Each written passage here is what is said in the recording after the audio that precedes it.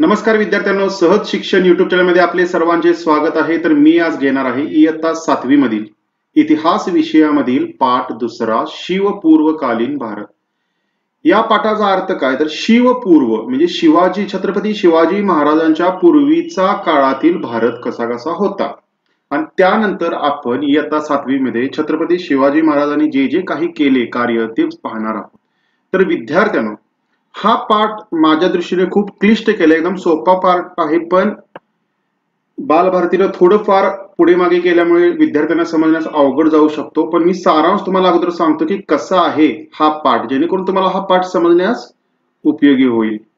तर विद्यार्थ्यांनो, या पाठात नेमकं काय सांगितलंय तर मध्ययुगीन भारतीय राज्ये कोणकोणती होती, म्हणजे शिवाजी महाराजांच्या पूर्वी, एकदम पूर्वी 7व्या-8व्या शतकाच्या दरम्यान मध्ययुगीन काळामध्ये भारतात पाल राज्य जे बंगालमध्ये होते, गुर्जर प्रतिहार मध्य भारतात, राजपूत, परत चोळ, परत राष्ट्रकूट आणि त्यानंतर यादव राज्ये होती। त्यानंतर तुर्कस्तानामधून आक्रमणे भारतात होऊ लागली आणि त्यानंतर सुलतानशाहीचा उदय झाला। सल्तनत, दिल्ली सल्तनत स्थापन झाले आणि या सुलतानशाहीला विरोध कोणी केला तर विजयनगर आणि बहमनी राज्य यांनी केला। त्यांची थोडीफार माहिती या पाठात दिलेली आहे। त्यानंतर मुघल सत्ता आली। सुलतानशाही गेल्यानंतर सुलतानशाहीचा पराभव करून मुघल सत्ता आली। मुघल कुठून आले तर अफगाणिस्तान मधून आले, सुलतान कुठून आलेले तर तुर्कस्तानामधून आलेले। तर मुघल सत्तेला विरोध कोणी कोणी केला, मुघल सत्ता आता दिल्लीमध्ये स्थापन झालेला आहे, त्यांना भारतातील कोणी कोणी विरोध केला तर महाराणा प्रताप यांनी केला, चांद बीवी यांनी केला, राणी दुर्गावती आणि शीख समुदायाने त्यांना विरोध केला। त्यानंतर प्रमुख मुघल बादशाह कोण कोण होते हे आपण पाहणार आहोत, त्यांचा कालखंड पाहणार आहोत, थोडीफार माहिती त्यांच्याबाबत या पाठामध्ये आपण घेणार आहोत। त्यानंतर मुघल विरुद्ध छत्रपती शिवाजी महाराजांचा उदय झाला आणि छत्रपती शिवाजी महाराजांचे जे कार्य आहे ते पुढील पाठांमध्ये आपण पाहणार आहोत। त्यानंतर 1707 मध्ये मुघल बादशाह, जो सर्वात मोठा बादशाह होता औरंगजेब, हा मराठ्यांना न हरवताच मृत्युमुखी औरंगाबाद येथे महाराष्ट्रामध्ये पडला, म्हणजे मराठ्यांना हरवता मुघलांना आलेले नाही। आणि त्यानंतर मात्र 1761 पर्यंत मराठा खूप मोठ्या प्रमाणात भारतभर पसरले, पूर्ण उत्तर भारत पण त्यांनी काबीज केला। जवळपास 1818 पर्यंत त्यांची सत्ता पूर्ण भारतभर मराठ्यांची होती। या पाठात आपण शिवपूर्व काळातील भारतातील विविध राजसत्तांचा अभ्यास करणार आहोत। राजसत्ता म्हणजे काय, राजे जे होते पूर्वी त्यांची सत्ता कशी कशी होती आणि कोणकोणते राजे होती आणि कोणकोणत्या सत्ता होत्या, कोणकोणत्या कुळ्या होत्या, कोणकोणती डायनेस्टीज होती ते आपण पाहणार आहोत। या काळात भारतामध्ये विविध राजसत्ता अस्तित्वात होत्या। आता हे या ठिकाणी वाचलं तर तुम्हाला अवघड वाटेल, म्हणून मी या ठिकाणी सोपं केलेलं आहे तुमच्यासाठी, ते तुम्हाला दाखवतो। या ठिकाणी दिलेलं आहे की तुम्हाला काय काय माहिती दिली आपण या नकाशाद्वारे शिकूया। तर 8व्या शतकात पाल हे बंगालमधील एक प्रसिद्ध राजघराणे होते। या ठिकाणी पाल दाखवलेले आहेत, पालाज म्हणून या ठिकाणी दाखवले बघा, हे पाल साम्राज्य बंगालच्या इथे होते। त्यानंतर मध्य भारतात गुर्जर प्रतिहार सत्तेने, म्हणजे मध्य भारतात कोण होतं तर गुर्जर प्रतिहार, या ठिकाणी हे दाखवलेलं आहे, हिरवा कलर या ठिकाणी मध्य भारतात गुर्जर प्रतिहार म्हणून या ठिकाणी दिलेलं आहे। त्यानंतर आंध्र, कलिंग, विदर्भ, पश्चिम काठेवाड, कनौज, गुजरात या इथपर्यंत गुर्जर प्रतिहारचा विस्तार झालेला आपल्याला दिसून येतो, या ठिकाणी दाखवलेला आहे सर्व। त्यानंतर आहे ते उत्तर भारतातील राजपूत घराण्यामध्ये गहडवाल घराणे, परमार घराणे ही घराणे महत्वाची होती, या ठिकाणी परमाराज दाखवलेला आहे। त्यानंतर या राजपुतांपैकी चौहान घराण्यातील पृथ्वीराज चौहान हा पराक्रमी राजा होता। मग चौहानाज इथं चहामानाज म्हणून आहे उल्लेख, नंतर त्याचं चौहान असे झालेलं आहे, या ठिकाणी दाखवलेले आहे। मग या पृथ्वीराज चौहान यांनी काय केलं, तराई येथील जे पहिलं युद्ध झालं, मोहम्मद घोरीने भारतावर आक्रमण केल्यावर तराई येथे पहिलं युद्ध झालं, या ठिकाणी पृथ्वीराज चौहानने मोहम्मद घोरीचा पराभव केला। पण पुन्हा एकदा तराईच्या दुसऱ्या युद्धात मोहम्मद घोरीने पृथ्वीराज चौहान याचा पराभव केला, म्हणजे पहिलं युद्ध कोणी जिंकलं तर पृथ्वीराज चौहान यांनी जिंकलं आणि दुसरं युद्ध मोहम्मद घोरी याने जिंकलं आणि चौहानाचा सगळा प्रदेश मोहम्मद घोरीच्या ताब्यात आला आणि भारतात विदेशी राज्याची स्थापना झाली। त्यानंतर तमिळनाडूतील चोळ घराणे या ठिकाणी दाखवलेले आहे चोलाज म्हणून, हे बघा तमिळनाडूतील चोळ घराणे, यामध्ये राजराज पहिला, राजेंद्र पहिला हे गेल्या वर्षी आपण शिकलेले आहे, ही महत्वाची राज्य होती। त्यांनी जवळपास आरमार जे होतं म्हणजे जहाजातून समुद्राद्वारे मालदीव बेटे, श्रीलंका ही जिंकून घेतली, या ठिकाणी श्रीलंका दाखवलेला आहे, मालदीव त्यांनी या ठिकाणी दाखवलेलं नाही आता। मग हे पण त्यांनी जिंकून घेतलेले। त्यानंतर कर्नाटकातील होयसळ जे घराणं होतं त्यामधील विष्णुवर्धन या राजाने संपूर्ण कर्नाटक जिंकलेला होता। त्यानंतर महाराष्ट्राच्या बाबतीत काय होतं मध्ययुगीन काळात, तर महाराष्ट्र राष्ट्रकूट घराणे होते. त्यातील गोविंद तिसरा हा जो राजा होता त्याने आपली सत्ता भरपूर मोठ्या प्रमाणात पसरवली. या ठिकाणी राष्ट्रकूट दाखवले आणि त्यांची सत्ता कशी केवढी मोठी होती ते दाखवलेलं आहे. पुढे कृष्ण तिसरा याने अलाहाबाद पर्यंतचा प्रदेश जिंकून घेतला. नंतर पुढे त्याने वाढवत वाढवत अलाहाबाद पर्यंत असं त्यांची सत्ता राष्ट्रकुटांची पसरलेली होती. त्यानंतर शिलाहारांची 3 घराणी पश्चिम महाराष्ट्रात उदयास आली. मग शिलाहार मात्र जास्त प्रमाणात पसरले नाही. पहिले घराणे जे होते ते कोकणात पश्चिम भागात या ठिकाणी थोडेफार होते. त्यांनी ठाणे रायगड, त्यानंतर दुसरे घराणे कोकणात, तिसरे घराणे कोल्हापूर सातारा सांगली अशा ठिकाणी असे पसरत गेले. ही शिलाहारांची घराणे होती. त्यानंतर शिवपूर्व काळातील शेवटची वैभवशाली राजवट जर तुम्हाला कोणी विचारलं तर ती कोणाची असणार, तर यादवांची असणार. यादव जवळपास इसवी सन 9 ते 14व्या शतकात होते. 9 ते 14व्या शतकाच्या आसपास यादव घराणे होते. ते स्वतःला कृष्णाचे वंशज समजायचे, म्हणजे श्रीकृष्ण जे देव आहे त्याचे आम्ही वंशज आहे ते असे स्वतःला सांगायचे. यादव घराण्यातील भिल्लम पाचवा याची राजधानी औरंगाबाद जवळील देवगिरी येथे होती. म्हणजे त्यावेळी औरंगाबादला देवगिरी असे म्हटले जायचे. त्याने कृष्णा नदीच्या पलीकडे सत्ता विस्तार केला आणि मात्र नंतर तो खिलजीकडून पराभूत झाला आणि पुन्हा विदेशी राज्य त्या ठिकाणी स्थापन झाले. यादवांचा काळ हा मराठी भाषा साहित्य याचा सुवर्ण काळच मानावा लागतो. याच काळात महाराष्ट्रात महानुभाव आणि वारकरी संप्रदायाचा उदय झाला. महानुभाव आणि वारकरी संप्रदायाचा उदय यादवांच्या काळात झाला, कारण की त्यांनी स्वतःला श्रीकृष्णाचे अवतार मानायचे. मग त्याच्याशी संदर्भित जे संप्रदाय आहेत ते भारतात म्हणजे विशेषतः महाराष्ट्रात वाढू लागले. मग त्यानंतर मात्र वायव्येकडून आक्रमण व्हायला लागले. वायव्य दिशा म्हणजे कोणती, तर ही वायव्य दिशा आहे. भारताची वायव्य दिशा ही आहे. उत्तर आणि पश्चिमेच्या मधली जी दिशा आहे याला वायव्य दिशा म्हणतात. आता इकडून बाहेरून मुसलमान सत्ता आपल्यावर आक्रमण करणार. महाराष्ट्रात राष्ट्रकूट, यादव अशा स्थानिक राजघराण्यांची सत्ता असली तरी मात्र उत्तरेत वायव्येकडून आलेल्या आक्रमकांनी तेथील स्थानिक सत्तांना जिंकून आपला अंमल बसवला. यामध्येच मध्य पूर्वेत म्हणजे याच्या पलीकडून पाक इकडे अरबस्थान जे होतं त्या अरबस्थानामध्ये जे सत्ता होते ते भारताकडे वळले. त्यांना कळाले की भारतात खूप पैसा आहे, हिरे आहेत. मग 8व्या शतकात मोहम्मद बिन कासिम याने अरबी सेनानीने सिंध प्रांतावर स्वारी केली. या ठिकाणी सिंध प्रदेश होता. या ठिकाणी मोहम्मद बिन कासिम याने आक्रमण केले आणि तेथील दाहिर राजा जो होता त्याचा पराभव केला आणि सिंध प्रांत त्याने जिंकला. या स्वारीमुळे अरबांचा भारताशी राजकीय संबंध म्हणजे सत्ता स्थापन करण्याचा संबंध आला. त्यानंतर मात्र तुर्कस्तानातील सुलतान आले, अफगाणिस्तानमधील मुघल आले, हे सर्व भारतात आले आणि त्यांनी भारतात आपली सत्ता स्थापन केली. म्हणजे भारतीय राजांना त्यांनी हरवून आपली सत्ता स्थापन केली. इसवी सनाच्या 11व्या शतकात भारतात तुर्कांची आक्रमणे होऊ लागली. ते आपल्या सत्तेचा विस्तार करत भारताच्या वायव्य सरहद्दीपर्यंत आले. गझनीचा सुलतान मोहम्मद याने भारतावर अनेक स्वाऱ्या केल्या. या स्वाऱ्या त्यांनी मथुरा, वृंदावन, कनौज, सोमनाथ येथील संपन्न मंदिरे लुटून तेथील संपत्ती आपल्या बरोबर नेली. बख्त्यार खलजी याने जगप्रसिद्ध नालंदा विद्यापीठातील सर्व ग्रंथ त्यांनी जाळून टाकले आणि सर्व इमारती जाळून टाकल्या. त्यानंतर आता उत्तरेतील सुलतानशाहीचा उदय झाला. मग अशा पद्धतीने सुलतान या ठिकाणी आले. मग नेमकं कसं कसं घडलं, सुलतानशाहीमध्ये कसं कसं होतं, थोडक्यात या ठिकाणी मी तुम्हाला दाखवलेलं आहे की सुलतान कसे कसे होते. रुलर्स ऑफ दिल्ली सल्तनत. तर या ठिकाणी दिल्लीचे जे सल्तनत घराणे होते ते जवळपास 5 होती. पहिलं घराणं होते ते गुलाम घराणे होतं. त्याच्यामध्ये कुतुबुद्दीन ऐकब, इल्तुशमिश, रजिया सुलतान आणि बलबन.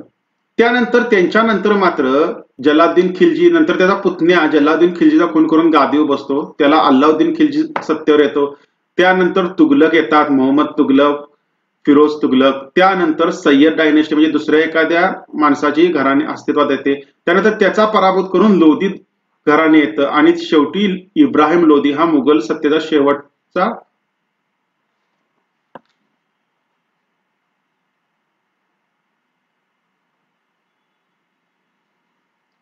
त्यानंतर लोधी घराणे येते आणि लोधी हा सुलतान घराण्यामधील शेवटचा बादशाह असतो.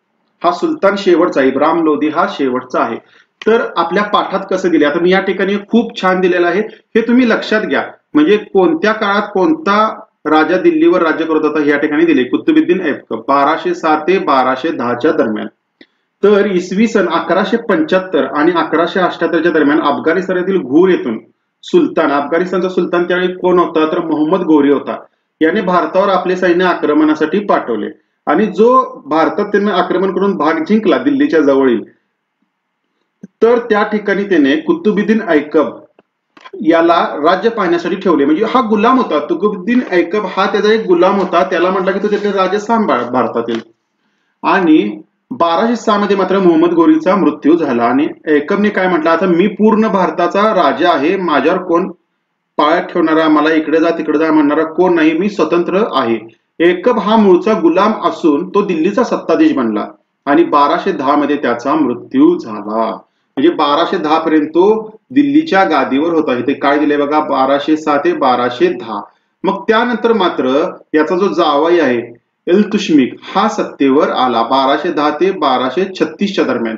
त्यानंतर अल्तुशमिकची ह्यो जावई मृत्यू झाल्यानंतर त्याची मुलगी रझिया सुलतान ही गादीवर बसली, पण ती मुलगी असल्यामुळे तिला भरपूर विरोध झाला, 4 वर्ष सत्तेवर राहिली. आणि त्यानंतर त्यांच्यातलेच एक सरदार बलबन हा गादीवर बसला. त्याला 1266 ते 1287 पर्यंत त्यानं दिल्ली आणि आसपासच्या प्रदेशावर राज्य केला. तर या ठिकाणी काय तुमच्या पाठामध्ये सांगितले की तुम्हाला माहिती आहे का हे विचारलेलं आहे. काय सांगितलेलं आहे हे पूर्ण आपण भाग आता घेतलेला आहे. तुम्हाला नकाशा दाखवत दाखवत हा भाग मी तुम्हाला शिकवलेला आहे. तर कुतुबुद्दीन ऐबकानंतर अल्तमश, रझिया बलबन, अल्लाउद्दीन खलजी, मुहम्मद तुगलक, फिरोज तुगलक, इब्राहिम लोदी इत्यादी सुलतानांनी भारतावर राज्य केले. मी या ठिकाणी तुम्हाला हे दाखवलेलं आहे. बघा हे सर्व जे मी डार्क केलेलं आहे हे या ठिकाणी तुम्हाला सांगितलेलं आहे की कुणी कुणी राज्य केले. आणि मात्र त्याचा कालखंड पुस्तकात दिलेला नसल्यामुळे तुम्ही कन्फ्युज होईल की नेमकं काय आहे, कोणाचे नाव आहे, कसं आहे. पण या ठिकाणी जर हे तुम्ही लिहून जरी घेतलं एखाद्या वहीमध्ये तर तुम्हाला खूप बरं होईल, कारण की पुढे जाऊन तुम्हाला ही माहिती उपयोगी पडेल. इब्राहिम लोदी हा शेवटचा सुलतान होय. त्याच्या स्वभाव दोषामुळे त्याला अनेक शत्रू निर्माण झाले, म्हणजे त्याचा स्वभाव बरोबर नव्हता. पंजाबचा सुभेदार दौलत खान लोदी आणि काबूलचा मुघल सत्ताधीश बाबर यास इब्राहिम लोदी विरुद्ध पाचारण केले. मग त्या ठिकाणी एक जो सुभेदार होता त्यानं अफगाणिस्तानचा जो सुलतान होता त्याला म्हटलं की तुम्ही भारतात या, भारतावर आक्रमण करा, तिथली गादी तुम्ही स्वतः घ्या, कारण की भारतात खूप पैसा आहे तो तुम्हाला मिळेल. म्हणजे त्यानं स्वतःहून सांगितलं की तुम्ही या, मी तुम्हाला मदत करतो, ह्यांच्या हातात काय नाही, तो सुलतान काय उपयोगाचा नाही, याचा स्वभाव पण बरोबर नाही, त्याला जनतेचं पाठबळ नाही. आणि असं फुटीरतावादी वृत्तीमुळे बाबरानं भारतावर आक्रमण केलं. या लढाईत बाबरने इब्राहिम लोदीचा पराभव केला आणि त्याचबरोबर सुलतानशाहीचा शेवट झाला.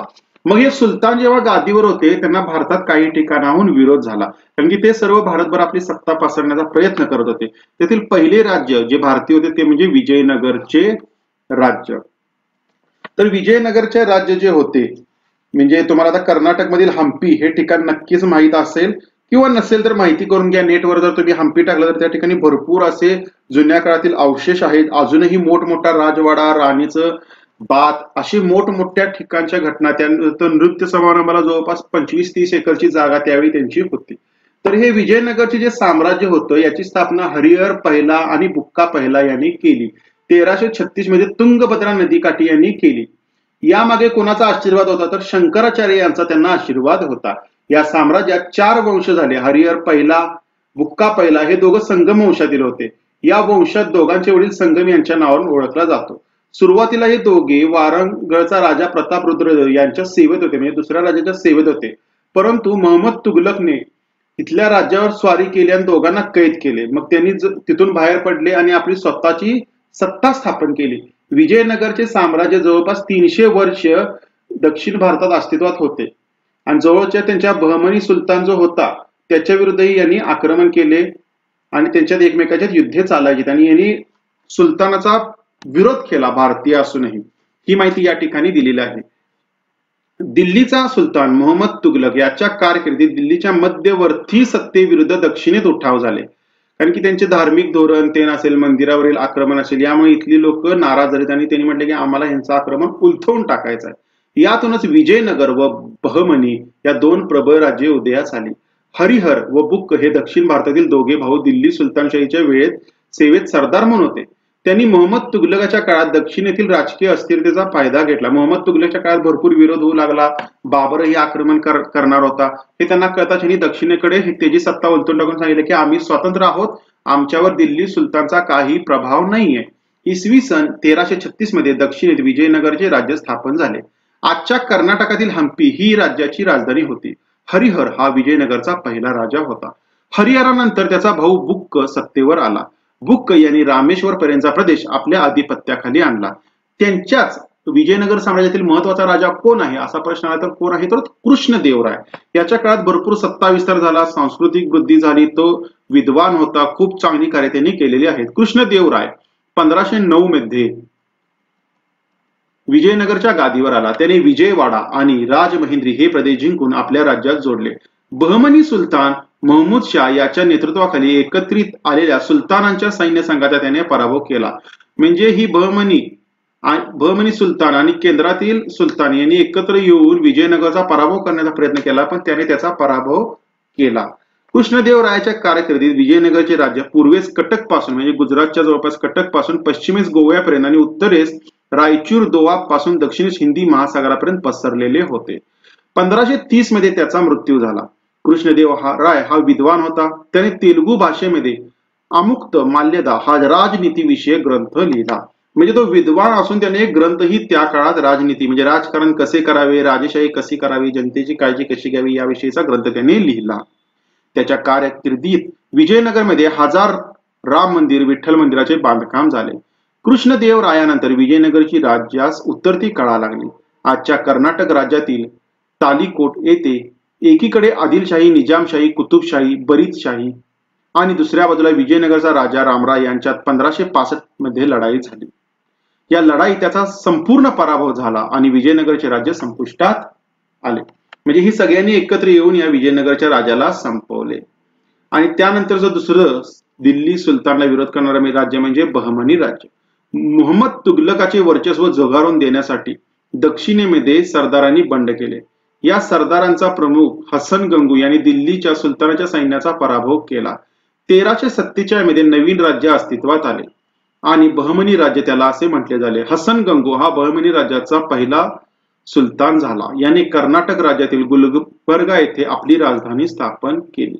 मग या राजापेक्षा याचा जो प्रधान होता, पंतप्रधान म्हणता येईल किंवा वजीर म्हणता येईल, हाच खूप महत्वाचा होता. याच्यामुळे हे राज्य स्थापन झाले म्हणून त्याची थोडीफार माहिती या ठिकाणी दिलाय.